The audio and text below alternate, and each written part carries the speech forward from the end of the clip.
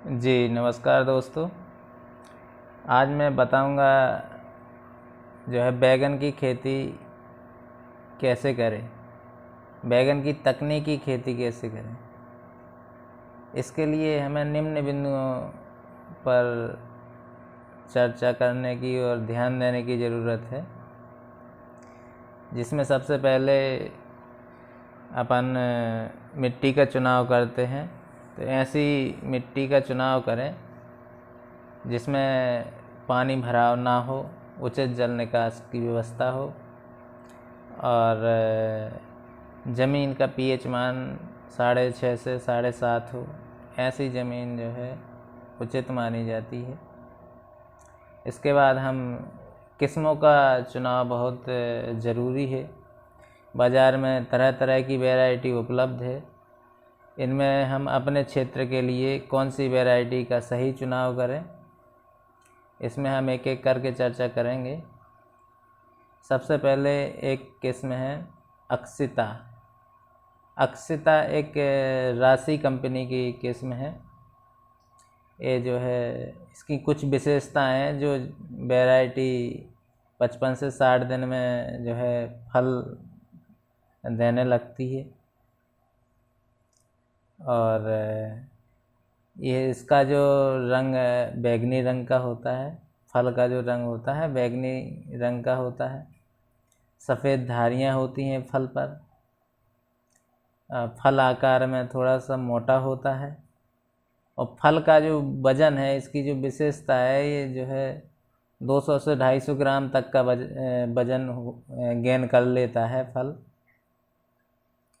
और ये लंबाई में काफ़ी होता है।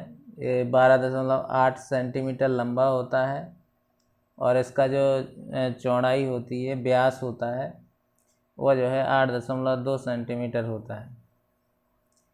इसके जो कैलेक्स यानी फल का ऊपरी भाग होता है, उस पर छोटे छोटे कांटे भी पाए जाते हैं। इसकी ये विशेषता है, पहचान है। लेकिन ये कांटे थोड़ा सा कमज़ोर होते हैं। और इसकी मुख्य विशेषता है कि उकटा के प्रति जो है अपना प्रतिरोधी होती है। उकटा बीमारी थोड़ा सा कम लगती है। इसके बाद एक वैरायटी है 38 नंबर। 38 नंबर ये वैरायटी का ही नाम है। ये सनग्रो कंपनी की है। इसका फल जो है आयताकार आकार का होता है, आयत के आकार का होता है। फल हरा होता है और धब्बेदार होता है। इसका फल 250 से 300 ग्राम तक का होता है। और इसके फल पे कांटे नहीं पाए जाते हैं। ये बिना कांटे का होता है और उकटा के प्रति सहनशील होता है। यानी इसका फल लंबाई में कम होता है, वजन में अक्षयता से अच्छा होता है ना। इसमें कांटे नहीं पाए जाते हैं। तो ये जो है 38 नंबर बिना कांटे वाली फसल है ना। एक आती है हर्ष। ये VNR की जो है वैरायटी है। ये छोटे आकार का फल होता है, चमकदार हरा रंग का फल होता है। इसका फल का आकार अंडाकार होता है। इसकी मुख्य विशेषता है कि इसका फल जो होगा अंडाकार होगा।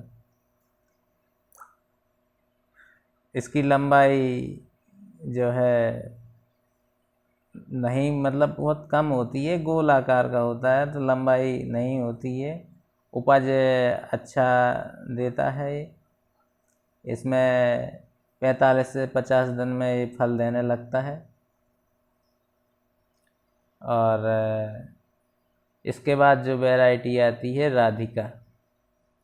हर्ष की विशेषता है कि ये अंडाकार होता है, गोल होता है, छोटा होता है, हरे रंग का होता है ना हर्ष। फिर एक वैरायटी है राधिका।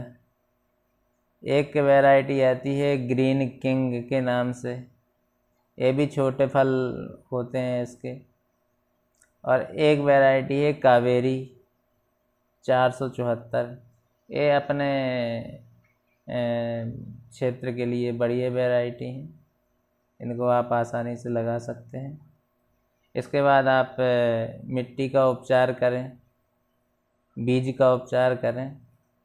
तो बीज का उपचार आपको ट्राइकोडर्मा से करना है 10 ग्राम प्रति किलो बीज के हिसाब से, और मिट्टी का उपचार करना है करटाप हाइड्रोक्लोराइड से।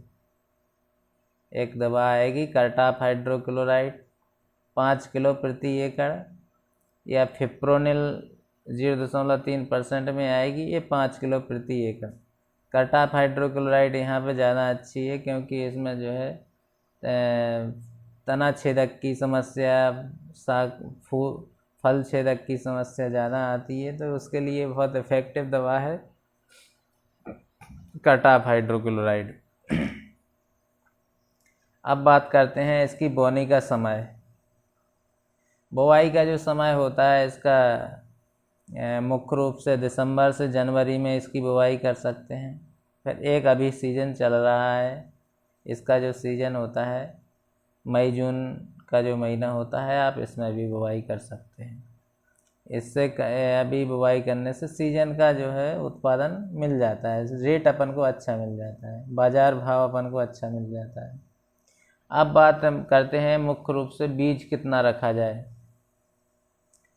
तो जो बैगन का बीज रखते हैं वो 2 प्रकार से रखते हैं। एक तो अपना जो किस्म होती है, देसी किस्म होती है, लोकल किस्म होती है, उसका जो है 160 ग्राम प्रति एकड़ बीज रखते हैं। और जो हाइब्रिड होती है वैरायटी हाइब्रिड वाली संकर किस्म, उसका 80 ग्राम प्रति एकड़ बीज रखते हैं, है ना। और इसकी जो रोपाई करते हैं, जब इसके पहले नर्सरी तैयार करते हैं, नर्सरी से जो पौध तैयार होती है उसकी जो पौध से पौध की दूरी अपन 1 फीट रखते हैं, और लाइन से लाइन की दूरी अपन जो है 1.5 फीट रखते हैं। ये जो है अपन इसकी दूरी रखते हैं। इसमें जो अपना खाद की मात्रा जो लगती है, खाद की जो मात्रा है, इसमें यूरिया अपन को 84 किलोग्राम देना होता है, DAP 52 kilogram, MOP muriate of potash 53 kilogram प्रति एकड़ जो है रखते हैं। ये मात्रा प्रति एकड़ की बता रहे हैं। इसमें आप DAP और MOP की पूरी मात्रा बुवाई के समय, और आपका नाइट्रोजन यानी यूरिया की मात्रा आधी मात्रा बुवाई के समय, आधी जो है आपकी रोपाई के 25 से 30 दिन की अवस्था में देनी होती है। इसके बाद जो समस्या आती है निंदाई गुड़ाई की। तो जब आप रोपाई करते हैं, पौधे ट्रांसप्लांट करते हैं, पौध रोपाई करते हैं, उस समय आप प्री इमर्जेंस हर्बिसाइड आती है एक पेंडीमेथिलिन स्टाम्प के नाम से भी आती है। इसको आप रोपाई के तुरंत बाद जो है 1 से 2 दिन के अंदर या 3 दिन के अंदर जो है डालना होता है 1 लीटर प्रति एकड़ के हिसाब से। इससे जो है 20 से 25 दिन तक खरपतवार नहीं उगते हैं। इतने में अपनी फसल ग्रो कर लेती है, और फिर जो है जो खरपतवार से कंपटीशन नहीं रहता है और इकोनॉमिक हानि नहीं हो पाती है फसल को। इसके बाद हल्का फुल्का खरपतवार रहता भी है तो वो नुकसान नहीं कर पाता है अपनी फसल को, उसका कंपटीशन ख़त्म हो जाता है। इसके बाद जो सिंचाई होती है, सर्दी में 4 से 6 दिन के अंतराल में और गर्मी में 2 से 3 दिन के अंतराल में इसकी सिंचाई करते हैं। सिंचाई भी बहुत बड़ा फैक्टर है इसकी उत्पादन में। इसके बाद हम मुख्य बात करेंगे कि इसमें रोग कौन कौन से हैं और कीट कौन कौन से हैं। ये अपना मुख्य भाग है, और इनसे जो है आर्थिक हानि बहुत ज़्यादा देखने को मिलती है। और अपनी फसल को रोगों तथा कीटों से कैसे बचाया जाए, उनके क्या क्या निदान है, ये सब पर हम जो है क्रमबद्ध तरीक़ा से चर्चा करेंगे। सबसे पहले आता है डंपिंग ऑफ। इसमें जो रोग होता है सबसे पहले होता है डंपिंग ऑफ। ये नर्सरी की अवस्था में होता है, छोटी छोटी नर्सरी होती है, उस समय जो है ये गलन के माध्यम से तना गल जाता है और बहुत ख़राब हो जाती है। इसको बोलते हैं डंपिंग ऑफ। इसके नियंत्रण के लिए आप जो है ट्राइकोडर्मा ब्रीडी 100 ml प्रति पंप के हिसाब से स्प्रे कर दें 8 से 10 दिन के अंतराल में 2 बार। तो इससे बचाव हो जाता है। फिर बीज उपचार भी आप कर दें, बीज उपचार करके लगाएं, जिसमें कार्बेंडाजिम प्लस मैनकोजेब है, इससे, है ना, तो अपन इस रोग से बचा सकते हैं इस फसल को। इसके बाद लीफ स्पॉट आता है। जैसे ही फसल अपनी बड़ी होती है रोपाई करने के बाद में, तो इसमें पत्ती धब्बा रोग लगने लगता है। पत्ती धब्बा के रोकने के लिए अपन कॉपर ऑक्सीक्लोराइड दवा आती है, ये 50 ग्राम प्लस स्ट्रेप्टोसाइक्लिन 2 ग्राम दवा प्रति 15 लीटर पानी में मिला करके स्प्रे करते हैं। अगर शुरुआती अवस्था है तो एक ही स्प्रे किया जाता है। अगर समस्या ज़्यादा मात्रा में देखने को मिल रही है, पौधा ज़्यादा प्रभावित हो रहे हैं, तो आप 2 स्प्रे कर सकते हैं। इसके बाद आता है फल गलन। पत्ती धब्बा से बचा लिया पौधा, इसके बाद फल लगता है तो फल में गलन लगने लगती है। तो फल गलन के लिए आप जो है एक दवा आती है आपकी कार्बेंडाजिम 12% प्लस मैनकोजेब 63%, 30 से 40 ग्राम प्रति पंप के हिसाब से दवा का स्प्रे करें, तो फल गलन से भी आप बचाव कर सकते हैं। बाकी ट्राइकोडर्मा का स्प्रे करते रहिएगा। ट्राइकोडर्मा से सारे लगभग रोगों से बचाव होता है ना। अगर उसके बावजूद भी होता है तो आप फिर केमिकल का उपयोग करें। इसके बाद आता है उकटा। उकटा की जो समस्या आती है, इसके लिए आप मेटल एक्जिल प्लस मैनकोजेब का स्प्रे करें 35 से 40 ग्राम प्रति पंप।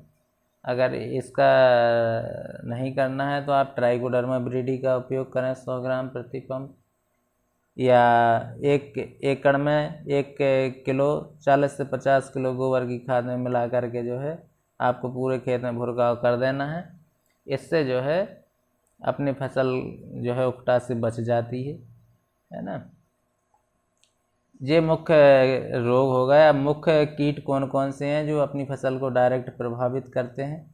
एक होता है आपका फल छेदक और सूट बोरर, यानी जो नई शाखा होती है उसमें छेद कर देता है। सबसे बड़ी समस्या है कि आप कहीं भी जाओगे को ऊपर की शाखा जो है मुरझाई हुई सूखी हुई दिखेगी, वो सूट बोरर की समस्या है। वो फल छेदक की समस्या एक है जिसमें फल में छेद करता है, कीट अंदर रहता है लार्वा की अवस्था में। तो इसके लिए आप इमामेक्टिन बेंजोएट आती है 5% एसजी में 10 से 12 ग्राम प्रति पंप के हिसाब से स्प्रे करें। 8 से 10 दिन के अंतराल में 2 स्प्रे करें। अगर आप ये उपलब्ध नहीं है दवा तो क्यूनॉल फास नाम की दवा आती है 25% ईसी में, इसको 12 से 15 ml प्रति पंप के हिसाब से उपयोग करें। इसके बाद समस्या आती है तना छेदक की। अगर अपन सूट बोरर फल छेदक से बच रहे हैं तो फिर जो है तना में छेद करने वाला कीट है तना छेदक कीट। तो इसके लिए आप कार्बोफ्यूरॉन नाम की दवा आती है 5 किलोग्राम प्रति एकड़ के हिसाब से आप उपयोग करें। तो ये जो है आपकी तना छेदक के लिए बढ़िया दवा है, तना छेदक से मुक्ति दिला देगी आपको।